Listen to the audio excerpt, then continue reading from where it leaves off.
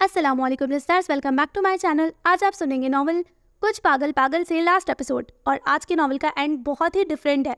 मतलब एंड में आपको कुछ ऐसा पता चलेगा कि आप सोचेंगे कि ओह ऐसा भी हो सकता है। और उसके साथ कुछ ऐसा ही हुआ था। मतलब जो हमारी मेन कैरेक्टर है ना निगार, उसके साथ कुछ अजीब ही होने वाला है। तो काफ़ी मूड फ्रेशनिंग सा नॉवल है। मुझे उम्मीद है कि आपको ये पसंद आ रहा होगा। तो चलिए जल्दी से स्टार्ट करते हैं लास्ट एपिसोड। हनी, रोहेल, बहरोज़ और मुबशिर के साथ बैठी हमारे घर आने वाले उर्दू अखबार का हफ्तावार मैगज़ीन खोले हुए बैठी थी। वो चारों मिलकर उसमें दिए किसी पीर या आलिम साहब के इश्तिहार और उसमें शामिल लोगों के खतूत का मजाक उड़ा रहे थे।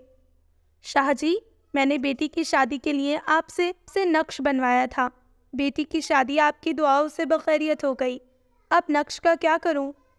पीर साहब, मैंने बेटी की कनाडा में मुलाजमत के लिए आपसे नक्श लिया था। बेटे की 1 माह पहले वहाँ मुस्तक़िल मुलाजमत हो गई। अब नक्श का क्या करना है? शाह साहब, मैंने औलादे नरीना के हसूल के लिए आपसे नक्श हासिल किया था। अल्लाह ने मुझे बेटा दे दिया है। अब मेरे लिए क्या हुक्म है? हनी बा आवाज़ बुलंद सवालात पढ़ रही थी और रोहेल वगैरह हंस हंस कर लोटपोट हो रहे थे। बेटी, आप अल्लाह ताला का शुक्र अदा कीजिए और नक्श अपने पास संभाल कर रखिए। हनी आखिरी वाले ख़त का जवाब पढ़ते हुए ख़ुद भी हंसना शुरू हो गई थी। लगता है ये सारे ख़त पीर साहब ने ख़ुद लिखे हैं। हर ख़त मसला हल होने के बाद लिखा गया है और हर मसले सारे वो हैं जो इस वक्त हमारे माशरे के सबसे बड़े मसले हैं। बेटी की शादी, बेटे की नौकरी, कैसे कैसे ये पीर और बाबे सादा लोगों को बेवकूफ़ बनाते हैं। पीर साहब, अब मैं क्या करूं? वाह रे मासूमियत! क्या निगी, तुम क्या कहती हो इस बारे में?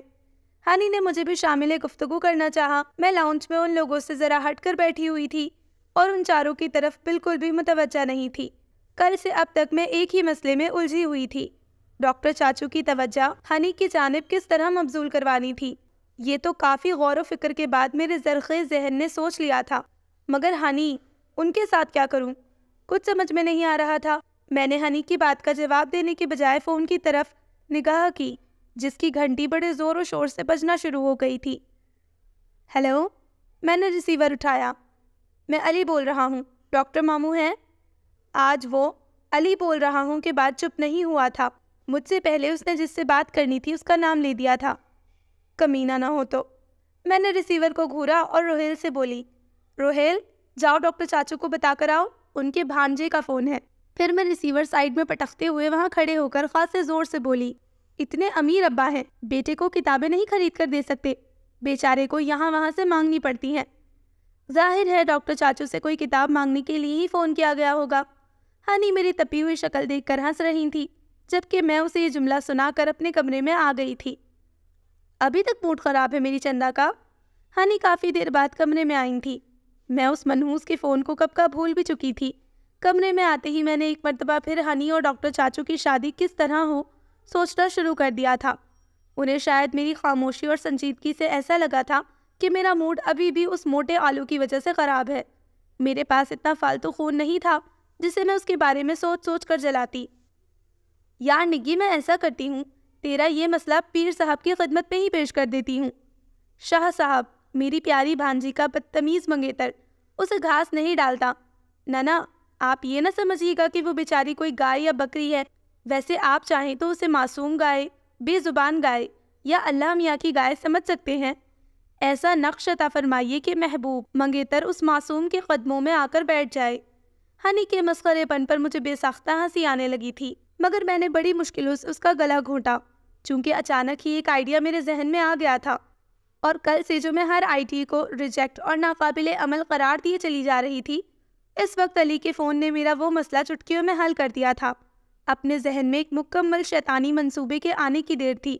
मैंने गौर व फिक्र में डूबे अपने मुंह पर खासी उदासी तारी की और कस्दन उसे दाएं जानिब गिरा दिया। बिग शो के लिए इतनी उदासी? क्या हो गया मेरी भांजी के टेस्ट को? हनी का अंदाज मजाक उड़ाने वाला था। हनी, मैं इस वक्त बहुत गुस्से में हूँ, आप मुझसे बात मत करें। अरे वो तुमसे बात नहीं करता तो तुम भी उसे नज़रअंदाज किया करो। क्या ज़रूरत है उसे अहमियत देने की? दफ़ा करो। उन्होंने बेड पर मेरे करीब बैठते हुए झटपट हल पेश कर दिया। हनी, आपकी किसी से मंगनी हुई होती और वो आपको इग्नोर करता, फिर मैं आपसे पूछती। दफ़ा करो। दफ़ा करना इतना आसान नहीं होता। جب ایک لڑکی کسی لڑکے کے ساتھ اتنے قریبی رشتے میں بنتی ہے پھر اس کی کیا فیلنگز ہوتی ہیں آپ کیسے سمجھ سکتی ہیں؟ میں نے چڑچڑے پن سے انہیں جواب دیا۔ ایک لڑکی اور اس کی فیلنگز؟ انہوں نے مجھے بغور دیکھا، پھر شرارت سے ایک آنکھ دبا کر خالص فلمی لہجے میں بولی، نگی کہیں تمہیں اس سے پیار تو نہیں ہو گیا؟ میں نے اپنی مسکراہٹ کو بڑی مشکل سے ضبط کر کے چہرے پر غصے اور ناراضگی سے بھرپور تاثرات سجا لیے۔ رہنے دیں ہنی، آپ کے ساتھ اس موضوع پر بات کرنا واقعی بیکار ہے۔ آپ میری فیلنگز کو ہرگز نہیں سمجھ سکتی۔ اصل میں آپ کا قصور نہیں ہے، آپ ابھی کسی کے ساتھ ایسے رشتے میں بندھی ہی نہیں۔ کیسے جان سکتی ہیں آپ یہ بات کہ کوئی لڑکی اپنے منگیتر یا ہونے والے شوہر کے حوالے سے کیا کیا سوچتی ہے اور اس سے کیا کچھ چاہتی ہے؟ میں نے بظاہر سادہ سے لہجے میں ان پر ایک بے رحمانہ تبصرہ کیا۔ اپنے ان بے رحمانہ اور ظالمانہ جملوں پر میں نے خود کو دل ہی دل میں ڈھیر ساری شاباش دی۔ ہنی کے چہرے پر سے ایک پل کو مسکراہٹ واقعی غائب ہوئی تھی۔ میں نے انہیں یہ بات کہی ہی اتنے منہ پھٹ انداز سے تھی کہ وہ اپنی ازلی شوخی ایک پل کے لیے بھلا کر رنجیدہ ہو کر سنجیدہ ہو گئی، مگر پھر اگلے ہی لمحے وہ دوبارہ ویسے ہی منموجی موڈ پہ آ گئی۔ اچھا چلو موڈ ٹھیک کرو، سونی پر مادھوری کی بہت اچھی فلم آ رہی ہے، چلو وہ دیکھتے ہیں۔ انہوں نے ٹی وی آن کر دیا۔ دادی کے ساتھ ہنی کے بڑے خوشگوار تعلقات استوار ہو گئے تھے۔ ان کے آ جانے سے دادی کو اپنے ساتھ اسٹار پلس کے ڈرامے دیکھنے والی ایک ہستی میسر آ گئی تھی۔ وہ دونوں گہری سہیلیوں کی طرح ساس اور بہو کے مسئلے مسائل سے اٹے تمام احمقانہ ڈرامے سے بڑے ذوق و شوق سے دیکھا کرتی، اور ہنی پر آتے اس پیار ہی کی بدولت دادی نے اپنی جانب سے غیر معمولی مہمان نوازی کی انتہا کرتے ہوئے اپنے کمرے میں رکھوائی ٹی وی میرے کمرے میں رکھوا دی تھی۔ جب تک ہنی یہاں تھی یہ ٹی وی یہی رہنا تھا۔ ہنی نے تکلفاً منع بھی کیا تو دادی نے میں تو ٹی وی لاؤنج میں ہی دیکھ لیتی ہوں، یہ بیکار کمرے میں پڑا رہتا ہے کہہ کر ان کو انکار کر دیا تھا۔ ہنی کے سوا یہ سلوک کسی اور کے ساتھ ہوا ہوتا تو میں جل بھن کر کباب ہو جاتی۔ میں کبھی کچھ کہتی تو انہیں لگتا کہ مجھے بوڑھی دادی کی کمرے میں رکھی ٹی وی اور دوسری سہولیات کھٹکتی ہیں۔ ایک تو یہ اچھا سلوک ہنی کے ساتھ ہو رہا تھا، اوپر سے خوشی کی بات یہ تھی کہ مستقبل کی ساس بہو کے درمیان پہلے سے ہی خوشگوار تعلقات قائم ہو رہے تھے۔ جب یہ رشتہ دادی کے سامنے پیش ہوگا تو کیونکہ ہنی ان کی بہو کی چھوٹی بہن ہے، یہ کہہ کر دادی اسے مسترد نہیں کر پائیں گی۔ مجھے اپنے خیالی بلاؤ پر ہنسی آ رہی تھی۔ ابھی یہ سب کتنی دور کی باتیں تھی۔ آئیے ڈاکٹر نگار۔ میں ڈاکٹر چاچو کے کمرے میں آئی تو انہوں نے شوخی اور شرارت سے میرا استقبال کیا۔ ہم دوستوں نے میڈیکل کالج میں ایڈمیشن ہو جانے سے پہلے ہی ایک دوسرے کو ڈاکٹر ثنا، ڈاکٹر بیلا، ڈاکٹر ہیرا اور ڈاکٹر نگار وغیرہ وغیرہ کہنا شروع کر دیا تھا۔ اور کوئی ابھی ہمیں ڈاکٹر نہیں مان رہا تو چلو ہم خود کو آپس میں ایک دوسرے کو عزت دے سکتے ہیں۔ یہ طرز تخاطب ایک بار ڈاکٹر چاچو کے کانوں میں پڑ گیا تھا اور تب سے وہ مجھے اس نام سے چھیڑنے لگے تھے۔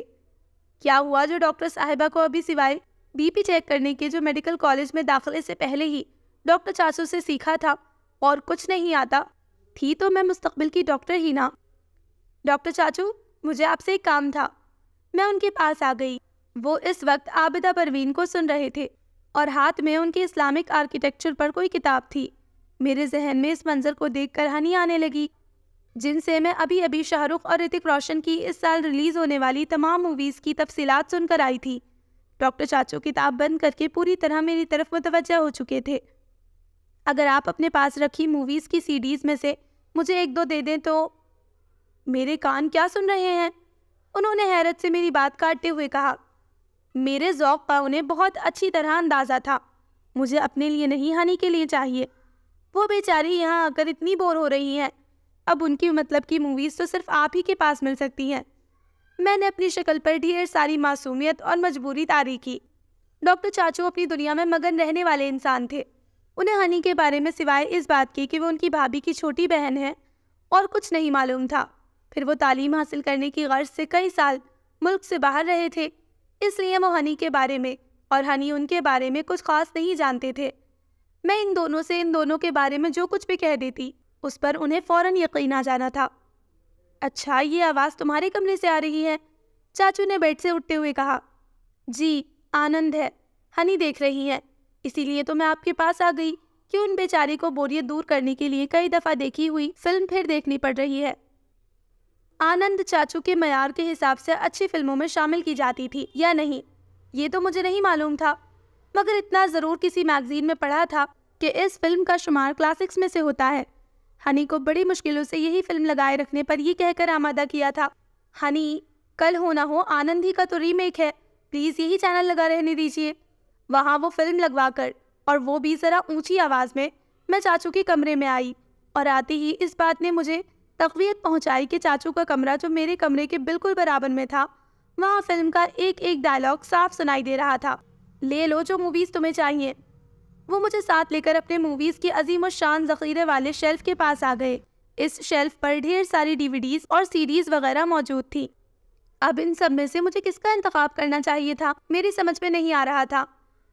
کس طرح کی موویز پسند ہیں انہیں؟ ہر وہ موویز جس میں رتک موجود ہو، ڈاکٹر چاچو کے استفسار پر میں نے دل میں کہا۔ وہ انگلش اور اردو دونوں فلمیں شوق سے دیکھتی ہیں؟ پتہ نہیں، میرے جواب میں احمقانہ کیا بات تھی جو چاچو مسکرائے تھے۔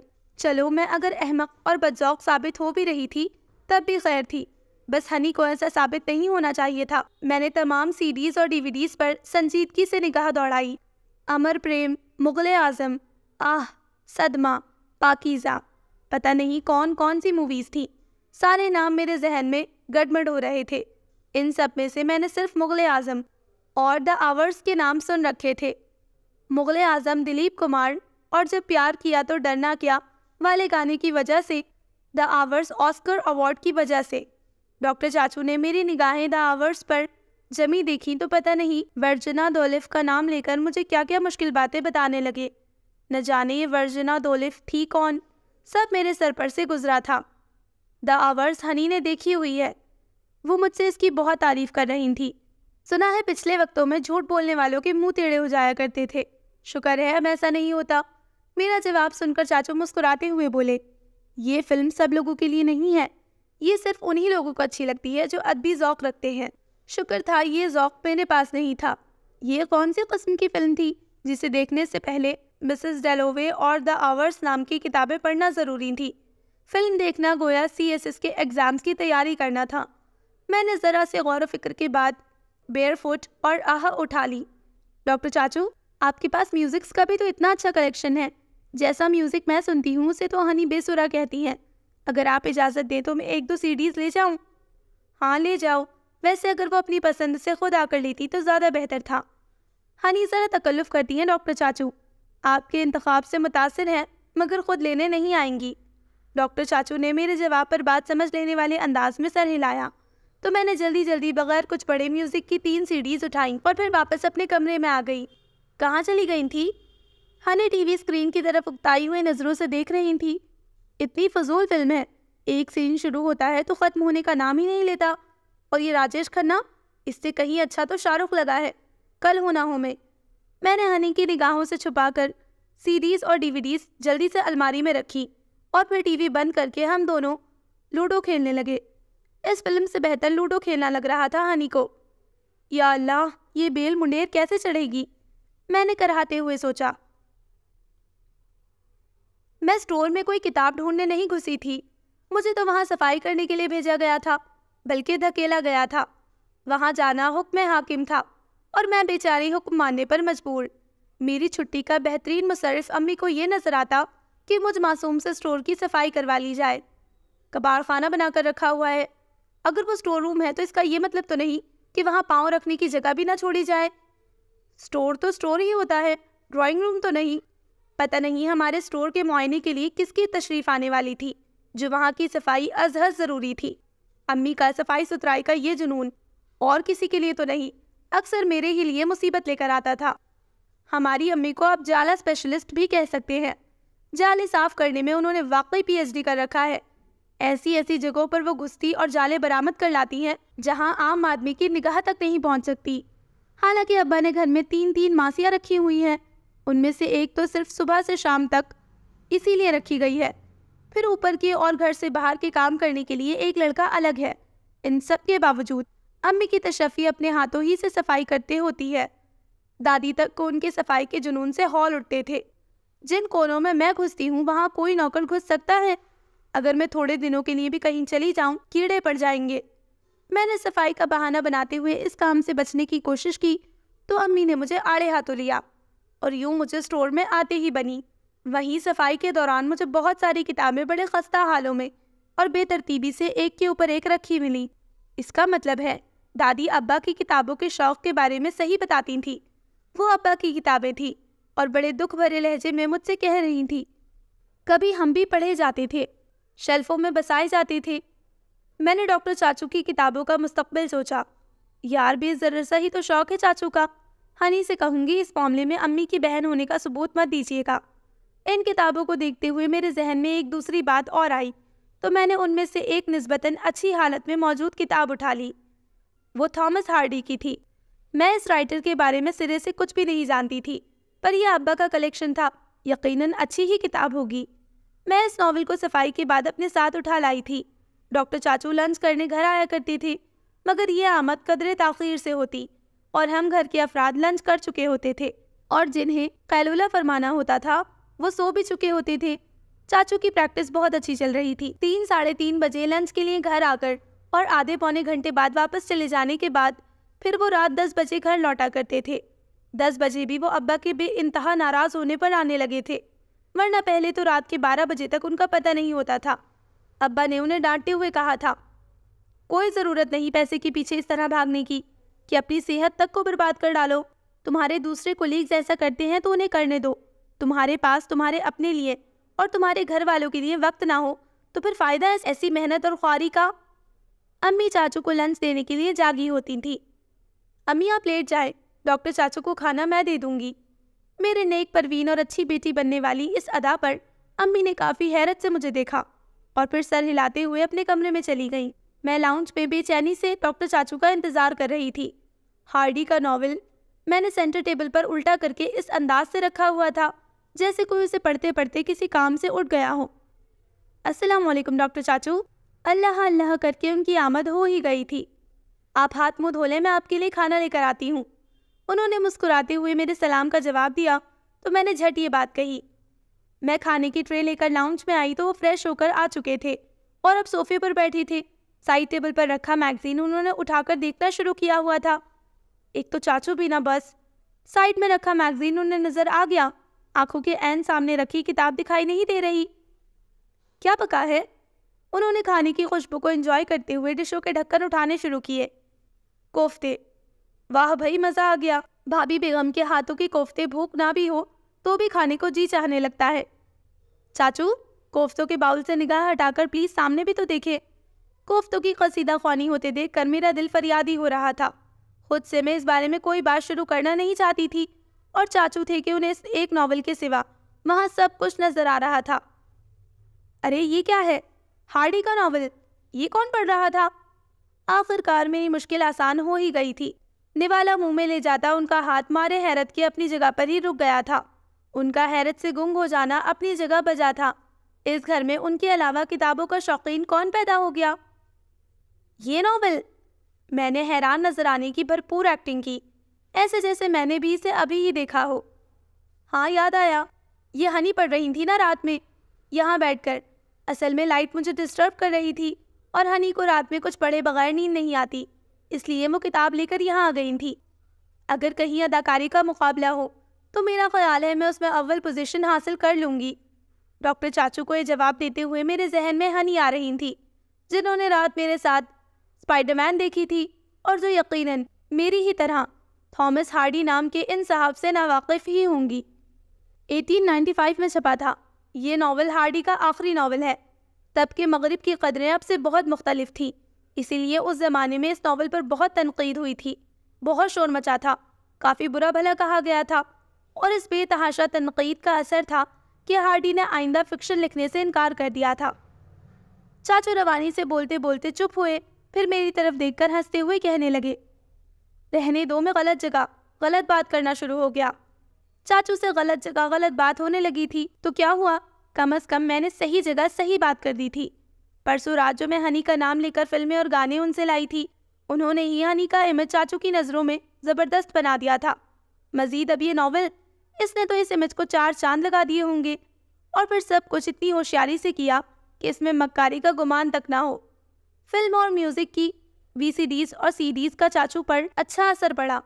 یہ میں نے یوں جان لیا تھا کہ ہنی کو آئے 10 دن ہو چکے تھے، اور ان تمام دنوں میں چاچو نے ان سے سلام دعا اور انتہائی رسمی قسم کی خیریت سے آگے بڑھ کر کوئی بات نہیں کی تھی۔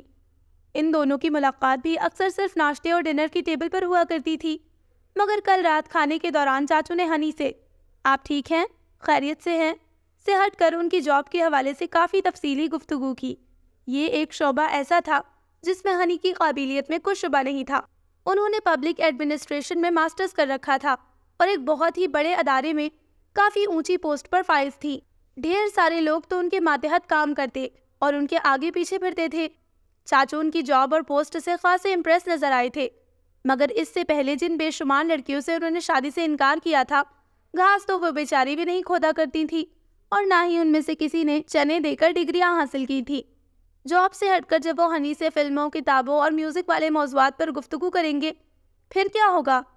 چاچو کی توجہ میں نے ہنی کی طرف مبذول تو کروا دی تھی، مگر آنے والے وقت کا سوچ کر پریشان بھی ہو رہی تھی۔ ہنی اور میں بیوٹی سیلون آئے ہوئے تھے۔ وہ اپنی لکس پر بہت توجہ دیتی تھی، ہیئر سٹائل، میک اپ، لباس، جولری، وہ ہر چیز کا بہت دھیان رکھتی۔ تھوڑے تھوڑے دنوں بعد وہ اپنے بالوں کا رنگ اور ان کی کٹنگ کا انداز تبدیل کرواتی رہتی، اور سب سے بڑی خوبی کی بات یہ تھی کہ یہ تمام تبدیلیاں ان پر ہمیشہ اچھی لگا کرتی۔ آج وہ اپنے سٹیپس میں کٹے بالوں کو شارٹ کروانے اور ان میں اسٹریٹننگ کروانے آئی تھی۔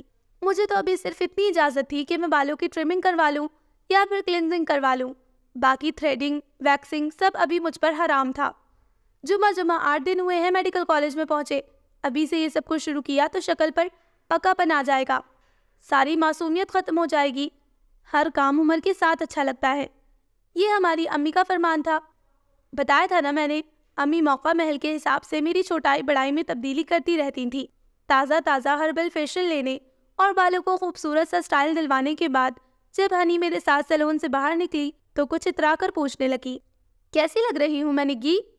میں اتنی دیر سے ان کی خوبصورتی اور نزاکت پر غور کرتی انہیں دل میں سرائے جا رہی تھی، مگر زبان سے اس وقت میں کچھ اور بولنے کے موڈ میں تھی۔ "اچھی تو لگ رہی ہیں ہنی، پر کیا فائدہ اس خوبصورتی کا؟ آپ کے پاس آپ کی اس خوبصورت سی تبدیلی کو سراہنے والا کوئی ہے ہی نہیں۔ میں آپ کی طرح بے تحاشا خوبصورت نہیں، پھر بھی جب کبھی مجھے ایسا لگتا ہے کہ کوئی رنگ یا کوئی لباس مجھ پر اچھا نہیں لگ رہا تو دل چاہتا ہے علی میری تعریف کرے، اور جب وہ تعریف نہیں کرتا تو مجھے بہت دکھ ہوتا ہے۔ آپ کا بھی دل نہیں چاہتا ہنی کہ کوئی آپ کو سراہے، آپ کی خوبصورتی کی تعریف کرے؟ مجھے حیرت ہوتی ہے آپ پر، عورتیں اپنی تعریف سننے کے لیے ہی تو اتنا بناؤ سنگار کرتی ہیں، اور آپ کی تعریف بہت سے بہت میں کر دوں گی، امی کر دیں گی، کل آفس میں آپ کی فیمیل کولیگز کر دیں گی کہ میل کولیگز کو تو آپ نے زیادہ بے تکلف ہونے نہیں دیا۔ میں نے بظاہر بہت سادہ اور عام سے انداز میں ان کی بات کا جواب دیا اور پھر ان کا جواب جاننے کی کوشش کیے بغیر گاڑی کی طرف بڑھی۔ ہنی ایک پل کو وہیں کھڑی رہ گئی تھی۔ میں پچھلے کئی دنوں سے ان کی دکھتی رگ پر اسی طرح ہاتھ رکھا کرتی تھی، وقتاً فوقتاً باتوں میں بڑے دل دکھانے والے انداز میں اسی طرح کی باتیں ان سے کہتی، ان کے سامنے جان بوجھ کر علی کا ذکر چھیڑتی۔ وہ مجھے نظر انداز کیوں کرتا ہے؟ مجھے کبھی کوئی گفٹ کیوں نہیں لا کر دیتا؟ کبھی کوئی فون کال کیوں نہیں کرتا؟ جیسی باتیں کرتی، اور جب وہ میرا مذاق اڑاتے ہوئے غیر سنجیدگی سے کوئی تبصرہ کرنے لگتی تو میں انہیں، آپ کیسے سمجھ سکتی ہیں ان احساسات کو؟ آپ کو کیا پتہ ان فیلنگز کا؟ آپ کسی کی منگیتر ہے نہ بیوی، آپ کیسے جان سکتی ہیں اس رشتے کے حوالے سے پیدا ہونے والی کیفیت کو؟ کبھی کسی نے آپ سے کمٹمنٹ کی ہوتی یا کبھی آپ نے کسی سے محبت کی ہوتی، پھر آپ محبت اور کمٹمنٹ کے معنی سمجھ سکتی تھی، جیسے جملے کہتی، اور وہ بظاہر ہنستے ہوئے میرے ان جملوں کا کوئی غیر سنجیدہ سا ہی جواب دے دیا کرتی، پر میں ان کی آنکھوں میں پھیلی ناگواری کا احساس دیکھ لیا کرتی تھی۔ میں ان سے یہ بات اتنے منہ پھٹ اور بدلحاظ انداز میں کہتی، ایسے جیسے وہ اس قابل ہی نہیں کہ کوئی ان سے محبت کر سکے، اور میرا یہ دل دکھانے والا انداز بڑا کاری اور کامیاب وار کر رہا تھا۔ جو کام نانی اور امی کی ڈانٹ ڈپٹ، غصہ، ناراضگی اور برہمی نہیں کر پائی تھی، وہ کام میرا غیر محسوس انداز میں کرنے والا طنز، آپ اس قابل ہی نہیں کہ کوئی آپ سے محبت کرے، بڑی کامیابی سے کر رہا تھا۔ نانی اور امی کو وہ زج کرتی تھی اور میں انہیں زج کر رہی تھی، وہ بھی اس طرح کہ وہ بیچاری کھل کر اپنے غصے اور ناگواری کا اظہار تک نہیں کر سکتی تھی۔ ان سے 14 سال چھوٹی ان کی بھانجی انہیں یہ بتایا کرتی تھی کہ کوئی کمی تو یقیناً ان میں ہے، تبھی تو کبھی کسی نے ان سے محبت نہیں کی، ورنہ شادیاں تو بہت سے لوگ نہیں کرتے، مگر ان کی زندگی میں کبھی نہ کبھی کہیں نہ کہیں کوئی ایسا ضرور آیا ہوتا ہے جس نے انہیں ان کے بہت خاص اور بہت حسین ہونے کا احساس دلایا ہوتا ہے، جس نے ان سے محبت کی ہوتی ہے۔ ہنی بس آپ 10 منٹ انتظار کریں، مجھے کمپیوٹر پر تھوڑا سا کام ہے۔ میں یہ گئی اور یہ آئی، آپ تب تک یہ بک دیکھ لیں۔ بہت مزے کی ہے، جہاں پر میں نے بک مارک لگایا ہے یہ صفحہ تو ضرور ہی پڑھے، ہنستے ہنستے لوٹ پوٹ ہو جائیں گی۔ ہنی اور میں روز کی طرح واک کے لیے جانے کا ارادہ رکھتے تھے کہ میں نے انہیں اپنے ایک اسائنمنٹ سے متعلق کام کا حوالہ دے کر کچھ دیر رکنے کو کہا تھا۔ ہٹاؤ اس کتاب وتاب کو، میں تب تک ٹی وی دیکھ لیتی ہوں۔ وہ ٹی وی آن کر کے میرے سارے پروگرام کو چوپٹ کرنے کا ارادہ رکھتی تھی۔ کچھ بھی نہیں آ رہا ٹی وی پر، سارے چینلز خراب آ رہے ہیں اور اسٹار پلس تو سرے سے لگ ہی نہیں رہا۔ یا اللہ، کہیں ہنی اٹھ کر چیک ہی نہ کر لیں۔ میں نے دعا مانگی۔ شکر تھا انہیں میری زبان پر اعتبار تھا۔ میرے جھوٹ کو سچ مان کر وہ واقعی مشتاق احمد یوسفی کی زرگشت، جو میں نے انہیں اسٹور والے خزانے میں سے ہی لا کر دی تھی، دیکھنے لگی۔ ڈاکٹر چاچو کے آنے کا ٹائم ہو چکا تھا پر وہ ابھی تک نہیں آئے تھے۔ اتنا اچھا ماحول میں نے ترتیب دیا ہے، وہ بھی بڑی مشکلوں سے۔ چاچو پلیز جلدی آ جائیں۔ ہنی لاؤنج پہ ایک کتاب ہاتھ میں لیے بیٹھی ہیں۔ بیک گراؤنڈ میں غلام علی کی غزلیں دھیمے سروں میں بج رہی ہیں۔ یہ غزلیں میں نے لاؤنج کے برابر والے کمرے میں لگائی تھی اور ہنی یہ سمجھ رہی تھی کہ شاید انہیں ابا سن رہے ہیں، اسی لیے کچھ نہیں بولی تھی۔ یہ ایک پرفیکٹ سچویشن تھی۔ اب بس انتظار ڈاکٹر چاچو کا تھا۔ آخر کار ٹیرس پر سے میں نے ان کی گاڑی آتے دیکھ ہی لی تھی۔ میں لاؤنج میں دانستہ 6-7 منٹ بعد آئی تھی۔ ڈاکٹر چاچو ہنی کے سامنے والے صوفے پر بیٹھے تھے۔ ان کی آنکھیں ہنی کو ہی دیکھ رہی تھیں اور اس کتاب کو بھی۔ شاباش، ویل ڈن، میں نے خود کو تھپکی دی۔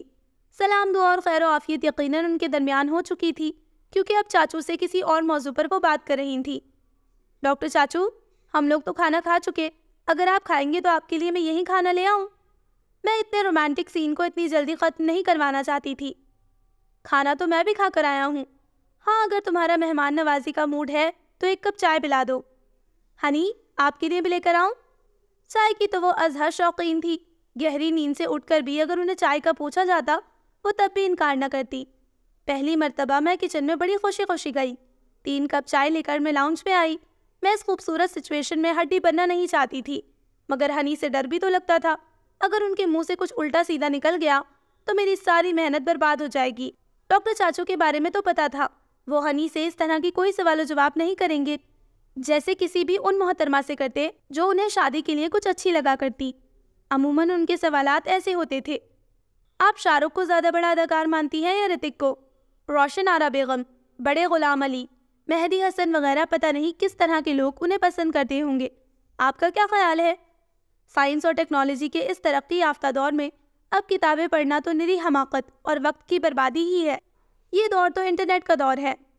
ہنی کا امیج میں نے ان کی نگاہوں میں اتنا زبردست بنا دیا تھا کہ وہ شک و شبہ میں مبتلا ہو کر انہیں چیک کرنے کو ایسی کوئی بات نہیں کر سکتے تھے۔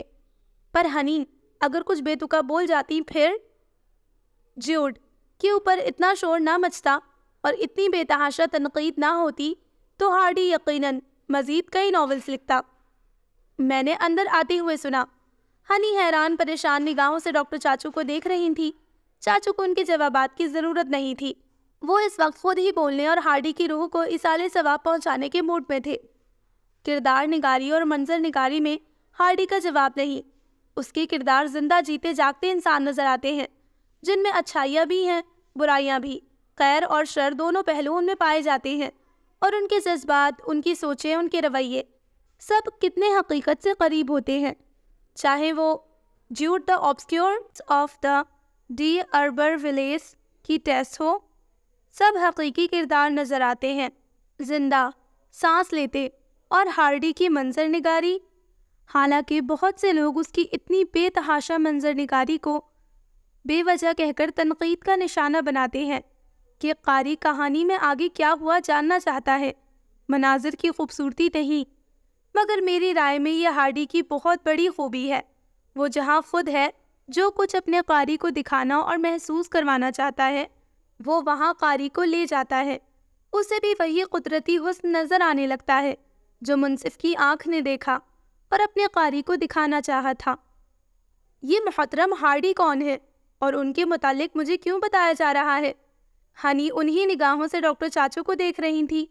قابل اس کے کہ چاچو ان نگاہوں کو دیکھ پاتے، میں نے جلدی سے آگے بڑھ کر ان دونوں کو چائے پیش کر دی۔ چائے پینے کے دوران میں نے گفتگو کو دوبارہ ہارڈی کی طرف جانے نہیں دیا تھا۔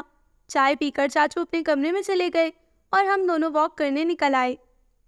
یار تیرے چاچو کچھ کھسکے ہوئے سے نہیں ہے؟ شاید اتنا زیادہ پڑھ لینے کے بعد لوگ ایسے ہی ہو جاتے ہیں۔ اللہ نہ کرے بلا وجہ آپ میرے جینیس چاچو کو کھسکا ہوا کہہ رہی ہیں۔ میں نے جھٹ برا ماننے والا انداز اختیار کیا اور ہنی کو قدرے ناراضگی سے دیکھا۔ مجھے برا مانتا دیکھ کر ہنی نے اس بارے میں مزید کچھ نہیں کہا۔ آپ پر یہ پنک کلر کتنا اچھا لگ رہا ہے ہنی، مگر کیا فائدہ؟ میں نے ایک درد بھری ٹھنڈی آہ بھری اور پھر قصداً مکمل خاموشی اختیار کر لی۔ پھر سارا وقت ہم خاموشی سے واک کرتے رہے۔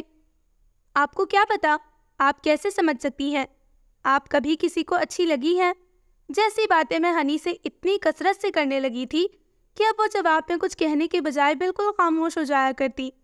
میں ڈاکٹر چاچو اور ہنی دونوں کو ساتھ ساتھ کتنی کامیابی سے لے کر چل رہی تھی۔ اپنے زرخیز دماغ کو میں نے دادِ تحسین سے نوازا۔ وہاں سے پرپوزل آ جائے اور یہاں سے پرپوزل قبول کر لیا جائے، یہی میرا مشن تھا۔ گھر واپس آ کر ابھی ہم دونوں اپنے کمرے میں ہی آئے تھے کہ ڈاکٹر چاچو نے دروازے پر دستک دی۔ یہ کتاب میں نے ابھی ختم کی ہے، سوچا آپ کو بھی پڑھنے کے لیے دے دوں۔ اگر آپ نے ابھی نہیں پڑھی تو ضرور پڑھے، اچھی کتاب ہے۔ وہ میڈیلین البرائٹ کی کتاب ہنی کو دے کر چاچو واپس چلے گئے تھے۔ تمہارے چاچو کو یہ وہم کب سے ہو گیا کہ مجھے کتابیں پڑھنے کا شوق ہے؟ ہنی نے تعجب سے مجھے دیکھا۔ آپ کو نہیں ہے تو کیا ہوا، خود ڈاکٹر چاچو کو تو ہے نا۔ آپ کو یہ کتاب انہوں نے مہمان نوازی کا شاندار مظاہرہ کرتے ہوئے دی ہے، اگرچہ کہ اپنی کتابوں کے معاملے میں وہ کافی حساس بلکہ بدتمیزی کی حد تک روڈ ہے، ہر کسی کو نہیں دیتے۔ آپ کے ساتھ یہ غیر معمولی سا سلوک شاید امی کی بہن اور میری خالہ سمجھ کر کیا جا رہا ہے۔ میں نے غیر معمولی کے لفظ پر جان بوجھ کر خاصا زور دیا تھا۔ ہنی نے چونک کر مجھے دیکھا۔ میں انجان بنی بالوں میں برش چلا رہی تھی۔ سب مہمانوں کے ساتھ وہ اتنے خوش اخلاق اور مہمان نواز تو نہیں ہوتے۔ پچھلے مہینے ابا اور ڈاکٹر چاچو کی ایک کزن امریکہ سے آئی تھی۔ پورے 2 مہینے وہ ہمارے گھر میں رہی اور جاتے وقت ڈاکٹر چاچو سے اس بات پر بہت ناراض ہو کر گئی کہ انہوں نے انہیں بالکل بھی وقت نہیں دیا۔ میں نے بستر پر آ کر لیٹتے ہوئے قدرے لاپرواہ اور بے نیاز سے لہجے میں جملہ کہا اور پھر کروٹ بدل کر سونے کے لیے لیٹ گئی۔ جس غیر معمولی خوش اخلاقی کا احساس میں ہنی کو دلوانا چاہ رہی تھی، چاچو نے اگلے ہی روز اس کو مزید کنفرم کر دیا تھا۔ میں نے بالکل آخری لمحوں میں ہنی اور ڈاکٹر چاچو کے ساتھ جانے سے معذرت کر لی تھی۔ ثنا کا فون آیا تھا بھی، کل ڈاکٹر عزیز کا ٹیسٹ ہے۔ میں 2 دن سے کالج نہیں جا رہی تھی، مجھے پتہ ہی نہیں تھا۔ میرے اتنے شاندار اور بروقت بہانے نے، جو کہ میں نے پہلے ہی سوچا ہوا تھا، ہنی کے تمام اعتراضات کو بیک جنبش قلم رد کر دیا۔ میں اکیلی جاؤں، کیسا لگے گا نگی؟ انہوں نے ہچکچاتے ہوئے مجھ سے کہا۔ کیسا لگے گا کیا؟ یہ دعوت دی تو بنیادی طور پر ڈاکٹر چاچو نے آپ کو ہی تھی، مجھے تو یوں ہی اخلاقاً شامل کر لیا تھا۔ مہمان تو آپ ہیں نا ہمارے گھر پر، اور چاچو شام غزل کے ٹکٹس آپ ہی کی وجہ سے لائے ہیں۔ مجھ سے اور امی سے 2-3 روز پہلے کہہ رہے تھے کہ ہانیہ ہمارے گھر مہمان ہے اور ہم میں سے کوئی بھی انہیں کہیں پر بھی لے کر نہیں گیا۔ ایک بات جو چاچو نے سرے سے کبھی نہ مجھ سے نہ امی سے کہی تھی، وہ میں نے ہنی کے سامنے انتہائی معصومیت اور سادگی سے کہی۔ ویسے چاچو نے یہ بات کہی نہیں تو کیا ہوا، لائے تو وہ واقعی یہ ٹکٹس ہنی کی ہی وجہ سے تھے۔ گھر والے اور ہنی اس بات پر خود نہ چونکے، اس لیے وہ 2 کے بجائے 3 ٹکٹس لے کر آئے تھے۔ پی سی میں ایک شام فیض کے نام منائی جا رہی ہے۔ نینا ثانی اور نیرہ نور فیض کی غزلیں اور نظمیں گائیں گی۔ میں نے وہاں کے ٹکٹس منگوائے ہیں۔ ہانیہ آپ چلیں گی؟ نگار تم بھی چلو۔ ڈاکٹر چاچو نے رات کھانے کے دوران مجھ سے اور ہنی سے یہ بات کہی۔ میں تو واقعی تو پھیلی ہی تھی۔ چاچو جانتے تھے کہ غزلوں کا اور میرا سرے سے کوئی واسطہ نہیں، پھر بھی مجبوراً انہیں سب کی حیرتوں کا منہ بند رکھنے کے لیے مجھے بھی شامل کرنا پڑا تھا۔ اس وقت میں نے بڑے زور و شور سے گردن ہلا کر اقرار کیا تھا، اور آج جب جانے کے لیے ڈاکٹر چاچو اور ہنی بھی تیار ہو چکے تھے اور خود میں بھی کپڑے بدل چکی تھی، تب بڑی مجبوری والی شکل بنا کر یہ عذر پیش کر دیا تھا۔ ہنی چاچو کے ساتھ اکیلے جاتے ہوئے ہچکچا رہی تھی۔ یہ ہچکچاہٹ اس بات کی واضح ثبوت تھی کہ وہ جانا تو چاہتی ہیں۔ تھی نہ حیرت کی بات، ہنی اور غزلیں سننے کے لیے جانا۔ واقعی اس دنیا میں کچھ بھی ہو سکتا ہے، یعنی امید کی جا سکتی تھی کہ ہنی آنے والے وقت میں ایک لنگور ڈاکٹر چاچو کے لیے اور بھی کافی کچھ کرنے کے لیے تیار ہو جائیں گی۔ ابا نے مداخلت کر کے اس پروگرام کو کینسل ہونے سے روک دیا تھا۔ نگی نہیں جا رہی تو تم لوگ کیوں اپنا پروگرام خراب کر رہے ہو؟ جب پروگرام بنایا ہے تو جاؤ۔ ابا کے اصرار نے ہنی کو جانے پر آمادہ کر دیا اور چاچو کے چہرے پر سے اس فکر کو بھی دور کر دیا کہ کہیں ہنی جانے سے معذرت نہ کر لے۔ ان دونوں کو تنہا بھیجنے کا میرا منصوبہ تو کامیاب ہو گیا تھا، مگر اب یہ فکر بھی ہلکان کیے دیے جا رہی تھی کہ ہنی وہاں کلاسیکل میوزک کی شان میں کچھ الٹا سیدھا نہ بول دے، یا میوزک پر اپنی انتہائی گھٹیا چاچو کے حساب سے معلومات نہ ان کے گوش گزار کر دے۔ کلاسیکل میوزک پر ہنی کی معلومات صفر تھی اور اس کے بارے میں ان کے خیالات ضبط تحریر میں لائے جانے کے لائق نہیں، اور اگر جو چاچو کو ان کی کسی بات سے شک ہو گیا کہ فلموں، کتابوں اور میوزک کے معاملوں میں وہ کس قسم کا ذوق رکھتی ہیں، تو میری اتنے دنوں کی محنت پر پانی پھر جائے گا۔ میں بار بار گھڑی دیکھے جا رہی تھی۔ اللہ میاں سب ٹھیک رہے، ہنی اپنا منہ بند رکھ کر سارا پروگرام انجوائے کرے اور ان دونوں کے درمیان ذرا بے تکلفانہ ماحول میں ذاتی نوعیت کی گفتگو بھی ہو جائے۔ ایسی باتیں جو میری موجودگی میں قطعاً ممکن نہیں تھی اور نہ ہی گھر پر کبھی ہو سکتی تھی۔ کافی دیر ہو چکی تھی، میرے حساب سے ان دونوں کو گھر واپس آ جانا چاہیے تھا۔ سر پر یہ فکر مسلسل سوار تھی کہ کہیں سارا بنا بنایا کھیل خراب نہ ہو جائے۔ اسی فکر میں مبتلا ہو کر میں نے ہنی کو ان کے موبائل پر کال کرنے کا فیصلہ کیا، پتہ تو چلے وہ دونوں اس وقت کہاں پر ہیں اور آیا سب کچھ ٹھیک ہے بھی یا نہیں۔ میں نے ہنی کا موبائل نمبر ملایا اور جیسے ہی انہوں نے کال ریسیو کی، میں ان کے کچھ بولنے سے پہلے حسب عادت اٹھلا کر بولی، میں آپ کی سویٹ ہارٹ بول رہی ہوں۔ جی بولیے۔ دوسری جانب سے ایک مردانہ آواز نے میرے ہاتھوں کے طوطے اڑا دیے، 14 طبق روشن کر دیے، حواس مختل کر دیے اور شرمندگی کے مارے میری یہ حالت کر دی کہ میں چند لمحے تو کچھ کہہ بھی نہ پائی۔ آئی ایم سوری، مجھ سے شاید رانگ نمبر، میں نے تھوک نگلتے ہوئے کہنا چاہا، پر دوسری جانب سے برجستہ میری بات کاٹ دی گئی۔ یہ 100% رائٹ نمبر ہے۔ یہ آواز تو کچھ جانی پہچانی سی تھی۔ علی؟ میں نے اس کے نام کے کئی ٹکڑے کر دیے۔ ہنی کے موبائل پر یہ موٹا آلو کیا کر رہا تھا؟ بوکھلاہٹ میں اور تو کچھ سمجھ میں نہیں آیا، میں نے بس جلدی سے لائن کاٹ دی۔ یہ کیا بکواس کر دی میں نے اس کمینے سے؟ پتہ نہیں اسٹوپڈ نے کیا سوچا ہوگا، کہیں بلا وجہ موصوف کسی خوش فہمی کا شکار نہ ہو جائے۔ ابھی میں فون کے پاس کھڑی خود پر تاؤ کھاتی یہ سب سوچ ہی رہی تھی کہ فون کی بیل بجی۔ تم نے فون کیوں بند کر دیا تھا نگی؟ میں سمجھی شاید کہیں آن لائن مل گئی۔ میں نے ہنی سے بہانہ بنایا، میرے دوپٹے پر سالن گر گیا تھا، میں ریسٹ روم اسے صاف کرنے گئی تھی، اسی لیے کال علی نے ریسیو کر لی۔ ہم لوگ اس وقت ڈنر کر رہے ہیں نا؟ ہنی اور ڈاکٹر چاچو کو تنہائی مہیا کرنے کے لیے تو میں ان کے ساتھ نہیں گئی تھی، اور یہ بگ شو وہاں کیا کر رہا تھا؟ واقعی پیٹو ہے، کمینہ، جہاں کھانے پینے کی بات آئی یہ وہاں موجود ہوتا ہے۔ تم نے فون کیسے کیا تھا؟ کوئی بات ہے کیا؟ ہنی نے مجھے جلنے بھننے سے روکا۔ نہیں، یوں ہی۔ میں سوچ رہی تھی کہ کافی دیر ہو گئی، اب تک آپ لوگ واپس کیوں نہیں آئے؟ بس اسی لیے۔ ہنی سے بات ختم کرنے کے بعد میں اپنے کمرے میں آ گئی۔ علی سے کچھ دیر پہلے جو انتہائی بیہودہ بکواس میں نے کر دی تھی، اب رہ رہ کر اس پر غصہ آئی چلے جا رہا تھا۔ واقعی تم نے علی سے یہ سب بولا تھا؟ ہنی کا ہنستے ہنستے برا حال تھا۔ مجھے کیا پتا تھا وہ منحوس کال ریسیو کرے گا آپ کے موبائل پر؟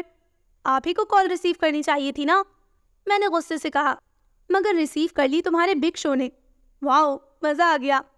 علی نے مجھے یہ بات نہیں بتائی تھی، تبھی تو جب میں واپس آئی تو وہ بلا وجہ مسکرا رہا تھا۔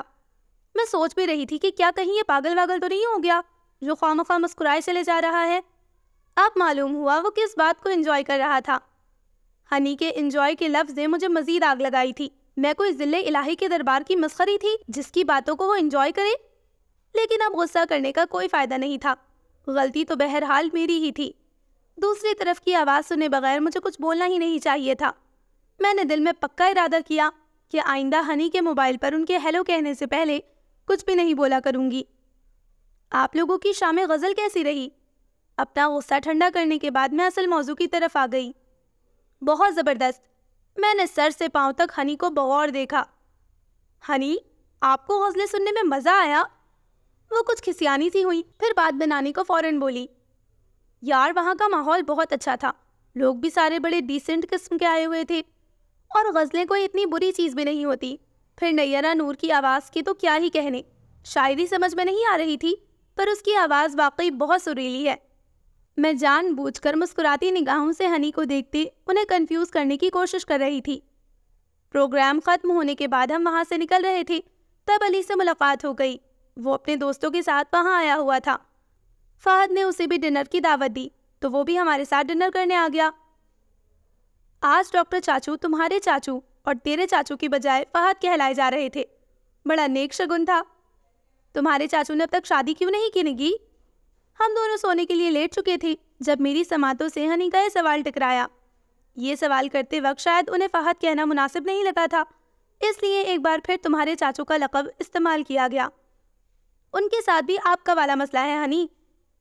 انہیں ایسی بیوی چاہیے جو ان کی ذاتیات میں مداخلت نہ کرے۔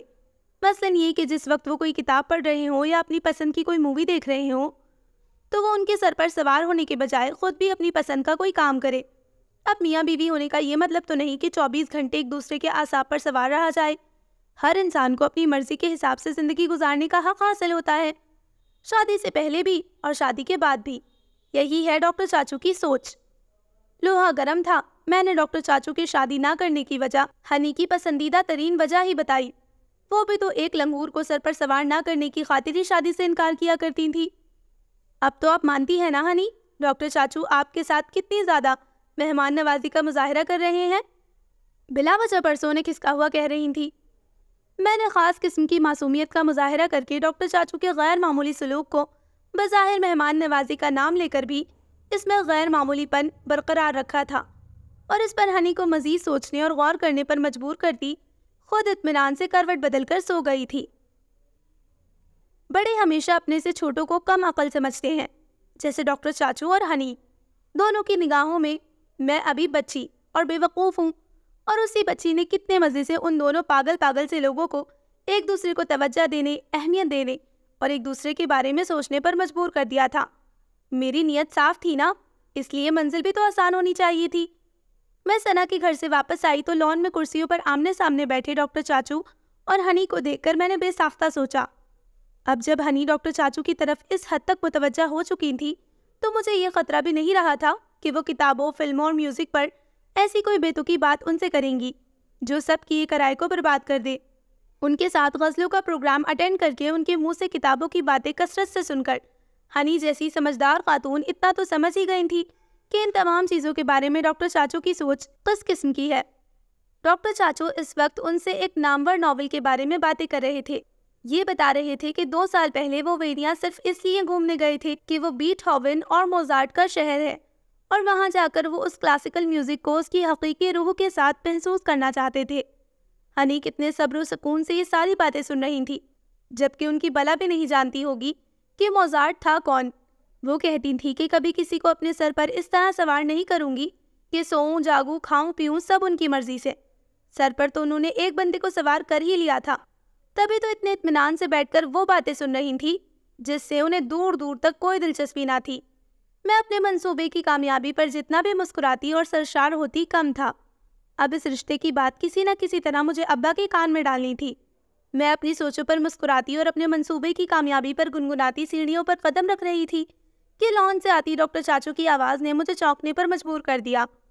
ان کی آواز میں چونکانے والا کچھ بھی نہیں تھا، چونکی بلکہ ٹھٹکی اور بوکھلائی تو میں ان کے جملے پر تھی۔ میں آپ سے فرینچ میوزیشین اور اٹالین میوزیشینز کے فرق کی جو بات کر رہا ہوں اسے آپ نے ان سیڈیز میں ضرور نوٹ کیا ہوگا جو نگار مجھ سے لے کر گئی تھی۔ سنی تھی آپ نے وہ سیڈیز؟ میری گنگناہٹ، مسکراہٹ سب اڑنچھو ہو گئی۔ کون سی سیڈیز؟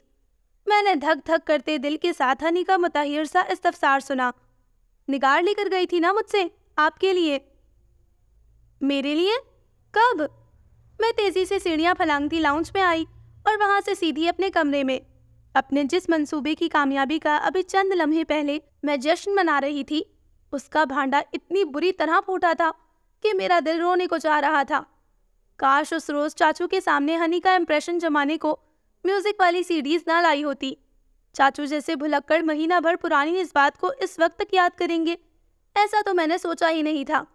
کمرے میں منہ چھپا کر لیٹی میں ڈاکٹر چاچو اور ہنی کے ہاتھوں اپنی متوقع شامت کے متعلق سوچ رہی تھی۔ جب بات کھلے گی پھر تو ایک ایک کر کے ساری باتیں کھلیں گی۔ زرگشت، ہارڈی، غلام علی، آنند، بیئر فوٹ، شام غزل، میری ہر بات ان دونوں کے حساب سے تو میں نے سیدھا انہیں بے وقوف بنایا تھا، اور اس پر میرا کیا حشر ہونے والا تھا؟ ذرا دیر کو اپنی ذہانت اور چالاکی پر غرور کیا کیا تھا، اللہ نے اس غرور کی فوراً سزا بھی دے دی۔ میں رات تک کمرے میں چھپی رہی۔ ہنی کمرے میں ابھی تک نہیں آئی تھی اور اس چیز نے مجھے مزید پریشان کر دیا تھا۔ ڈاکٹر چاچو آپ کو بلا رہے ہیں بچوں۔ پہلوز کے اس پیغام نے میرے پیروں تلے سے زمین نکال دی تھی۔ ڈاکٹر چاچو نے کبھی بھی مجھ پر غصہ نہیں کیا تھا اور آج شاید انہوں نے مجھ پر بہت زیادہ ناراض ہونا تھا۔ جی ڈاکٹر چاچو۔ کب تک چھپ کر بیٹھ سکتی تھی؟ مجھے ان کا سامنا تو کرنا ہی تھا۔ آئیے آئیے، تشریف لائیے، آپ ہی کا انتظار تھا۔ ڈاکٹر چاچو نے طنزیہ لہجے اور نگاہوں کے ساتھ میرا استقبال کیا۔ وہ اس وقت اپنی اسٹڈی میں تھے اور ان کی برابر والی کرسی پر ہنی بھی بیٹھی تھی، خشمگی نگاہوں سے مجھے گھور رہی تھی۔ ہنی اور ڈاکٹر چاچو کو ناراض کرنے کے لیے تو میں نے یہ سب نہیں کیا تھا، مگر اب اپنی صفائی کس طرح پیش کروں؟ سنا ہے آپ بہت بڑی ہو گئی ہیں، اتنی بڑی کہ اپنے بڑوں کے ساتھ انتہائی بےہودہ مذاق بڑی آسانی سے کر لیتی ہیں، بغیر کسی گھبراہٹ اور پریشانی کے۔ وہ کرسی سے اٹھ کر میرے سامنے آ کر کھڑے ہو گئے تھے۔ آپ کی پیاری ہنی کو رات میں کچھ پڑھے بغیر نیند نہیں آتی اور پڑھتی وہ لاؤنج میں آ کر ہے اور پھر اپنی کتاب اتفاقاً اکثر بھول بھی جاتی ہے۔ ڈاکٹر چاچو وہ میں پلیز، میں منمناتے اور گھگیاتے اپنی نیک نیتی ثابت کرنا چاہتی تھی، پر ڈر کے مارے منہ سے کوئی معقول بات نکل ہی نہیں رہی تھی۔ اپنے بڑوں کو اتنی مہارت سے بے وقوف بنا لیتی ہیں آپ کی اس سمارٹنس پر آپ کو سیلیوٹ کروں یا 21 توپوں کی سلامی پیش کروں؟ ڈاکٹر چاچو میں مانتی ہوں میں نے جھوٹ بولے، لیکن سچی میری نیت بالکل بری نہیں تھی، میں صرف یہ چاہتی تھی۔ آپ چاہتی تھی؟ یعنی اب ہم وہ کریں گے جو آپ چاہا کریں گی۔ ڈاکٹر چاچو نے طنزیہ انداز میں میری بات کاٹی، پھر گردن موڑ کر ہنی سے بولے، سنا آپ نے ہانیہ، ہمیں کیا کرنا ہے اب اس کا فیصلہ نگار ساجد صدیقی کیا کریں گی۔ میری آنکھوں میں آنسو آنے لگے تھے۔ وہ دونوں غصے سے گھورتے ہوئے مجھے اپنی صفائی کا موقع دے ہی نہیں رہے تھے۔ اب آپ یہاں سے تشریف لے جا سکتی ہیں، اور آئندہ اگر آپ کچھ چاہیں یا آپ کا کسی کو بے وقوف بنانے کو جی چاہے تو کوشش کیجیے گا وہ آپ کا ہم عمر اور ہم مرتبہ ہو۔ انہوں نے دروازے کی طرف انگلی اٹھاتے ہوئے مجھے کمرے سے نکل جانے کا حکم دیا تھا۔ میں مایوس اور غمزدہ سی اسٹڈی سے نکل آئی تھی۔ ہنی آپ تو میری فرینڈ ہے، پلیز آپ تو میری بات سنیں۔ وہ سونے کے لیے کمرے میں آئی تو میں ملتجی انداز میں ان کے ہاتھ پکڑ کر بولی، دوستی کا یہ مطلب نہیں ہوتا نگی کہ انسان رشتوں کا احترام ہی بھول جائے۔ نانی اور امی کی طرح میری بھی یہ خواہش تھی کہ آپ شادی کر لیں۔ ڈاکٹر چاچو ہر لحاظ سے آپ کے لیے بہترین لگے تھے مجھے، بس اتنی سی خواہش تھی کہ آپ کی ڈاکٹر چاچو سے شادی ہو جائے، آپ خالہ کے ساتھ ساتھ میری چاچی بھی بن جائیں اور ہمیشہ کے لیے ہمارے ہی ساتھ آ کر رہنے لگے۔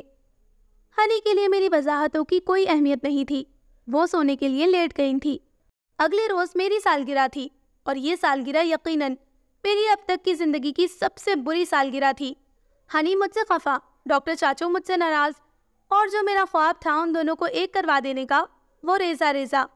کیا خاک اچھی لگتی اپنی سالگرہ؟ اب تو سوچا ہی نہیں جا سکتا تھا کہ ہنی اور ڈاکٹر چاچو وہ میرا خوابوں میں دیکھا جانے والا پاگل پاگل سا کپل بنائیں گے۔ باقی تمام لوگوں نے مجھے وش کیا تھا سوائے ہنی اور ڈاکٹر چاچو کے۔ میں اداسی سے بھرا دل لیے کالج آئی تو وہاں آسیہ میرا دل جلانے کو موجود تھی۔ دیکھو آج نگار کو کیا گفٹ ملتا ہے علی سے۔ اس وقت اس نے یہ ذکر کیوں نکالا تھا؟ میں کیا ہمارا پورا گروپ جانتا تھا۔ 15-20 روز پہلے گزری اپنی سالگرہ کا ذکر خیر کرنے کے لیے۔ میری سالگرہ پر تمہارے بھائی مجھے کالج سے میری پسند کے ہوٹل میں لنچ کرانے لے گئے تھے اور وہیں پر گفٹ میں یہ گولڈ کی چین بھی دی تھی۔ اس کی سالگرہ کا قصہ اتنا قدیم نہیں ہوا تھا جو ہم میں سے کوئی اسے بھول گیا ہوتا، مگر اس اوچھی لڑکی کو تو موقع چاہیے ہوتا تھا اپنا اوچھا پن شو کرنے کا۔ اصل میں آسیہ، ہماری تو منگنی ہو چکی ہے نا، پھر ہمیں گھر والوں سے چھپ کر باہر ملنے کی کیا ضرورت ہے؟ علی کو جو بھی گفٹ دینا ہوگا وہ مجھے گھر پر آ کر دے دے گا۔ میں نے بظاہر بہت مسکراتے ہوئے دوستانہ اور ہلکے پھلکے لہجے میں ایسی بات کہی تھی جس نے ظاہر ہے اسے آگ لگا دینی تھی۔ میری صاف گوئی پر اس کا منہ بن گیا تھا، مگر وہ مجھے فوراً کوئی جواب نہیں دے پائی تھی۔ آسیہ کو تو اپنی حاضر جوابی سے چپ کروا دیا تھا، مگر میں جانتی تھی کہ گفٹ تو دور رہا، وہ موٹو مجھے ہیپی برتھ ڈے تک نہیں بولے گا۔ جس بجھے دل سے میں کالج گئی تھی اس سے بھی زیادہ بجھے دل سے گھر واپس لوٹی۔ حالانکہ موسم برسات کا تھا، ساون کا موسم پتہ نہیں کن لوگوں کا دل خوش کرتا ہے، مجھے تو یہ بارش نری زہر لگ رہی تھی۔ گھر میں داخل ہوئی تو وہاں غیر معمولی ہلچل اور ہنگامہ تھا۔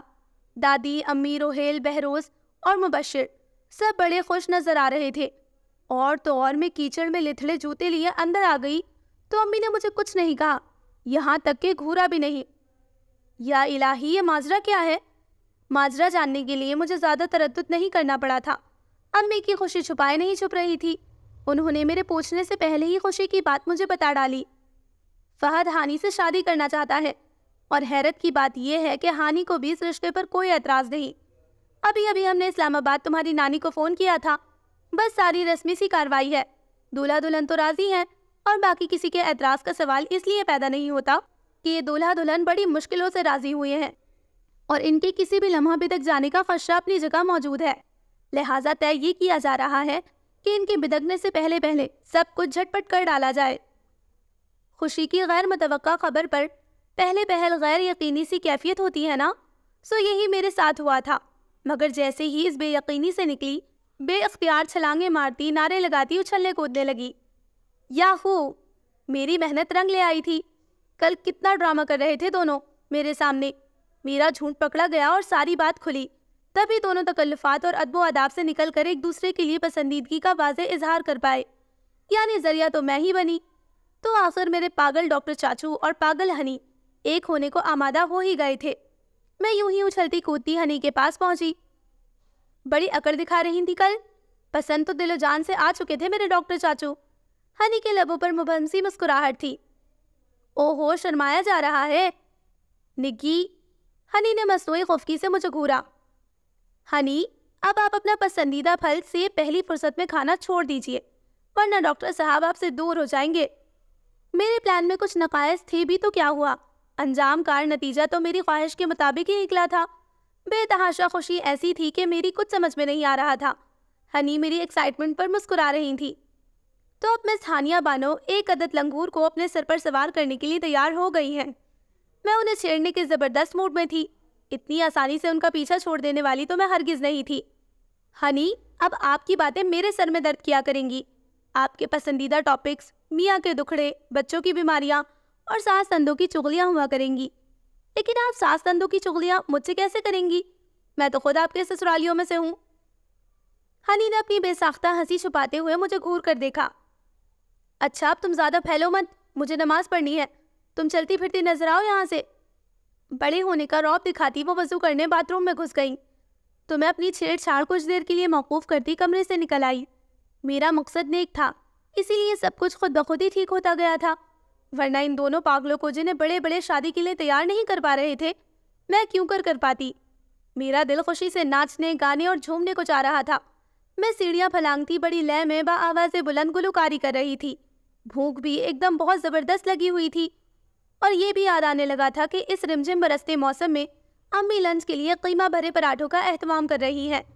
ذہن میں قیمہ بھرے پراٹھے تھے، دل میں خوشی تھی، اور ہونٹوں پر نغمہ تھا، آئے موسم رنگیلے سہانے، جیا نہ ہی مانے تو چھٹی لے کے آجا پالما۔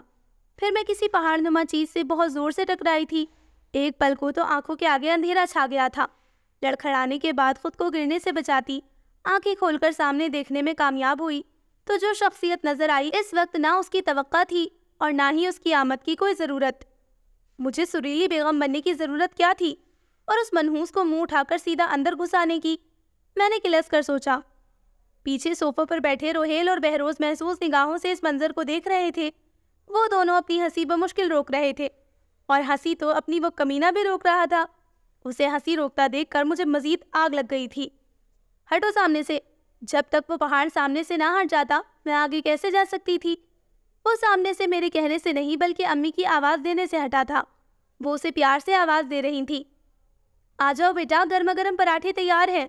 وہ جی اچھا ممانی کہتا پلٹا تو میں روہیل اور بہروز کے پاس آ گئی۔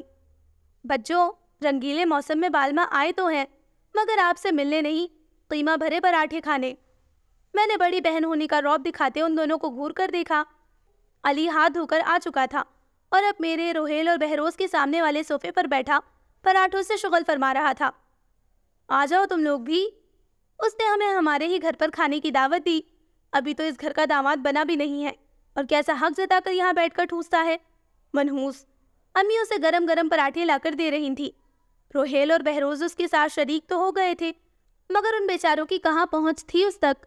بہروز 1.5 پراٹھا کھا کر بس کر چکا تھا اور روہیل 2 پراٹھے کھا کر، اور وہ ہاتھی 1 2 3 3.5۔ مجھے گنتی کرتے کرتے گھبراہٹ ہونے لگی تھی۔ نگار تم بھی آ جاؤ، کیوں خواہ مخواہ نظر لگا رہی ہو؟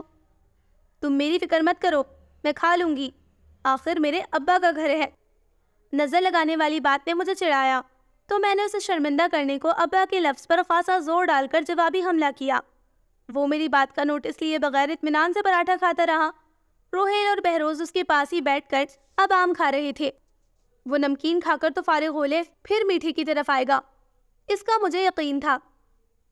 گیٹ پر بیل ہوئی تو میں دونوں بھائیوں کو آموں کے ساتھ مصروف دیکھ کر خود گیٹ پر گئی۔ بارش ذرا ہلکی ہوئی تھی مگر پوری طرح رکی نہیں تھی۔ ڈاکٹر زرنگار ساجد صدیقی یہی رہتی ہیں؟ سامنے کسی کوریئر سروس کا آدمی کھڑا تھا۔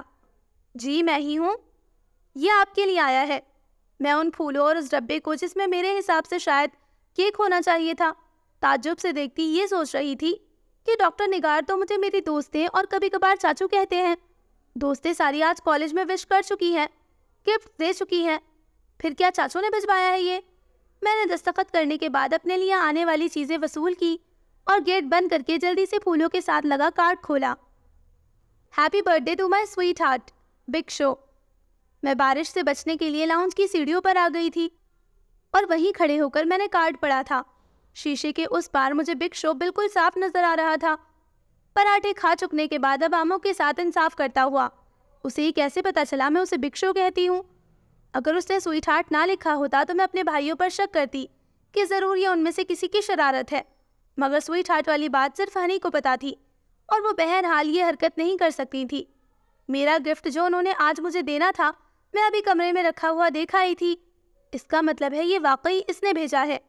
میں لاؤنج میں آئی، روہیل، بہروز اور دادی جو ابھی ابھی وہاں آ کر بیٹھی تھی، تینوں نے ایک ساتھ مجھے دیکھا جبکہ وہ آم کاٹنے اور کھانے میں مصروف تھا۔ او ہو پھول، کس نے بھیجے ہیں یہ پھول؟ پھولوں کا یہ بڑا سا گلدستہ چھپنے والی چیز ہی نہیں تھا، کوئی پوچھے کہ یہ کیا ہے تو چھپائے نہ بنے۔ چاچو کی صحبت کا اثر مجھے غالب بر وقت یاد آئے تھے۔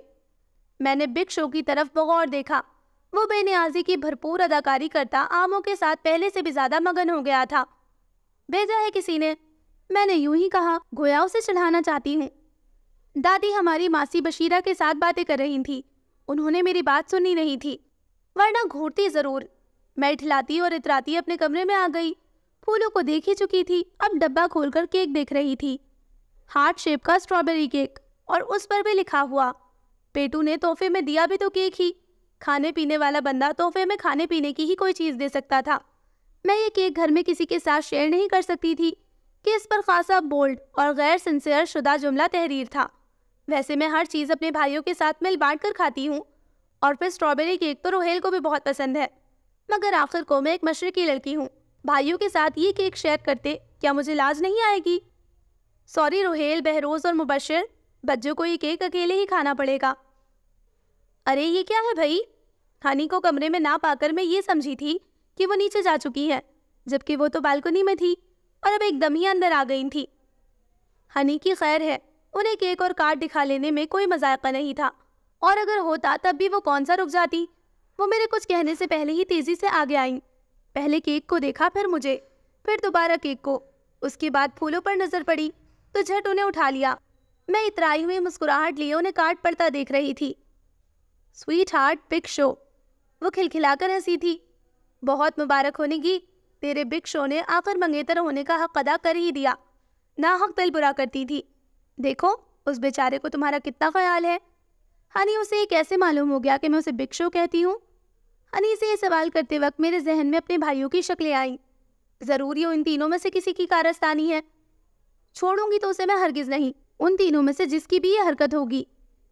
ہاں واقعی سوچنے کی بات ہے، اسے کیسے معلوم ہو گیا؟ ہنی نے کیک کے اوپر لگی سرخ سرخ اسٹرابیری میں سے ایک اٹھا کر منہ میں رکھی۔ مجھے ان کے جملے اور معصومیت سے آنکھیں پٹپٹانے دونوں نے ایک دم ہی چونکایا تھا۔ ہنی، مجھے یقین کرنے میں تعمل تھا، آپ نے؟ انہوں نے دوسری اسٹرابیری اٹھا کر سرعت سے منہ میں رکھی اور پھر تیزی سے دروازے کی طرف جاتے ہوئے مجھ سے بولی، ہاں میں نے بتایا تھا اسے، کہ نگی تمہیں پیار سے بگ شو کہتی ہے. تمہارے بگ شو سے میری دوستی فون پر اس وقت ہو گئی تھی جب تمہارا رشتہ طے کر کے منگنی کا دن مقرر کیا گیا تھا. میں نے ہی اسے کراچی فون کیا تھا. اپنی لاڈلی بھانجی کے ہونے والے منگیتر کے متعلق کچھ نہ کچھ معلومات تو مجھے حاصل کرنی ہی چاہیے تھی. بس ہماری دوستی ہو گئی. ہم کبھی کبھار نیٹ پر چیٹنگ بھی کرنے لگے. ہنی اور یہ غداری؟ مجھے امید نہیں تھی. وہ میری ہر بات اسے بتاتی تھی. انہیں غصہ دلانے کو جو جو باتیں میں جان بوجھ کر کہا کرتی تھی وہ سب بھی. جب علی میری تعریف نہیں کرتا تو مجھے بہت دکھ ہوتا ہے. مجھے اپنا کہا ایک جملہ یاد آیا. میں نے ہنی کو گھورا اور وہ دروازہ کھول کر کھڑی مجھے شریر نگاہوں سے دیکھ رہی تھی. جب میں اپنے تئیں ہنی کو بے وقوف بنا رہی تھی تب وہ میری تمام باتیں منوان اس تک پہنچا رہی تھی. ہم دونوں میں سے کس نے کس کو بے وقوف بنایا پتہ نہیں چل رہا تھا. ہاں اتنا ضرور سمجھ میں آ رہا تھا کہ بڑے واقعی بڑے ہوتے ہیں. خود کو چالاک اور ذہین سمجھ کر جب ہم اپنے بڑوں کو انڈر ایسٹیمیٹ کرتے ہیں تو وہی مار کھاتے ہیں. ہنی میں آپ کو چھوڑوں گی تو ہرگز نہیں. اس موٹے بھالو کو کتنی خوش فہمیوں میں مبتلا کر دیا آپ نے. میں دھمکی آمیز لہجے میں بولتی تیزی سے ان کی طرف بڑھی اور وہ بھاگتی ہوئی کمرے سے باہر. اب صورتحال کچھ یوں تھی کہ ہنی آگے تھی اور میں ان کے پیچھے، اور شاید چالاکی میں مجھے ہمیشہ ہنی سے پیچھے ہی رہنا تھا.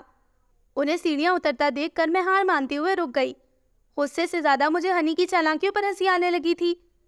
ساون کا جو موسم مجھے بہت برا لگ رہا تھا اسی موسم نے دل کو ایسا خوش کیا تھا کہ اس پر پیار آنے لگا تھا. ویسے موسم کے اس اچھے لگنے کا تعلق اپنے قصے سے زیادہ ہنی اور ڈاکٹر چاچو سے تھا. میرا دل ہنی اور ڈاکٹر چاچو کے لیے بے انتہا خوش تھا. اپنے قصے پر فی الحال میری زیادہ توجہ نہیں تھی.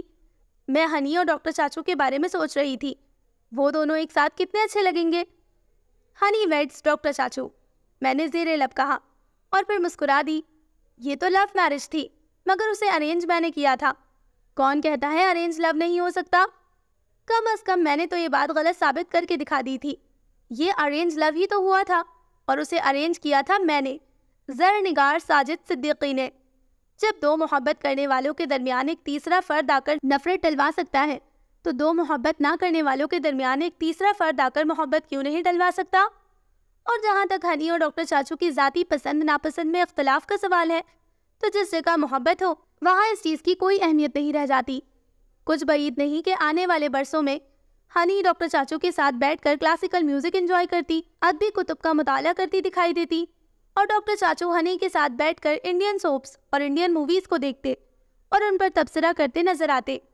محبت دراصل اسی شیئرنگ کا نام ہے.